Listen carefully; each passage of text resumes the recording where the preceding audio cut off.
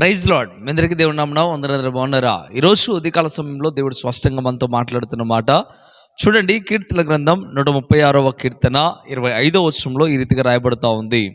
సమస్త జీవులకు ఆయన ఆహారం ఇచ్చుచున్నాడు. సమస్త జీవులకు ఆయన ఆహారం ఇస్తూ ఉన్నాడు.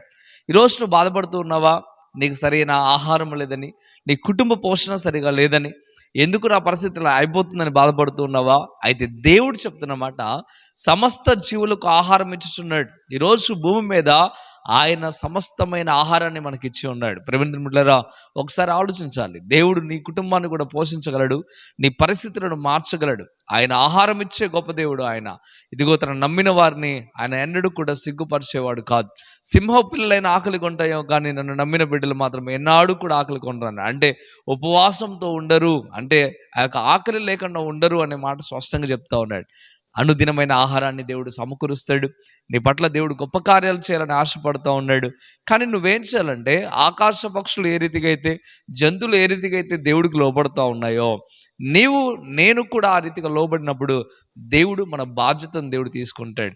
ఎప్పుడైతే మనం దేవుడి మాట వింటామో అప్పుడు దేవుడు మనకు సహాయం చేయడం ప్రారంభిస్తాడు. ఈ భూమి మీద సమస్తం ఆయన పెట్టాడు. వాటన్నిటిని చూసి ఒకసారి మనం ఆలోచించుకోవాలా. మనం ఏ రీతిగా బ్రతుకుతున్నాం, ఎలాగో జీవిస్తున్నాం. దేవుడు నా కుటుంబాన్ని పోషించాలి అంటే నేనేం చేయాలి?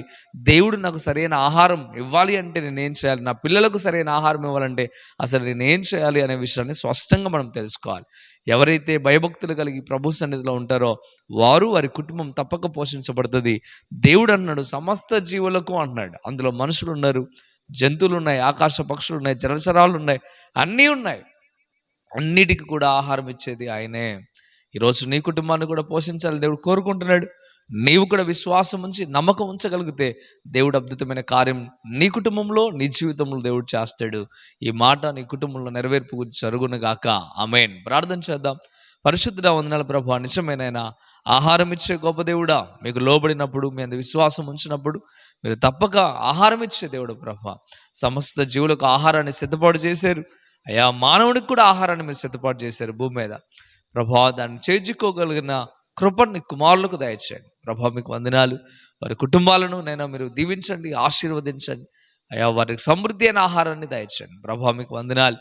మీరే అన్ని విషయంలో మేలు చేయమని, ఎవరైతే నైనా ఈ మాటలు విని హృదయంలో భద్రపరుచుకొని ఈ ప్రార్థనలు ఏకీభవిస్తున్నారో వారి జీవితంలో మేలు చేయమని యేసు నామములో మిక్కిలి బతిమలాడి వేడుకుంటున్నాం తండ్రి.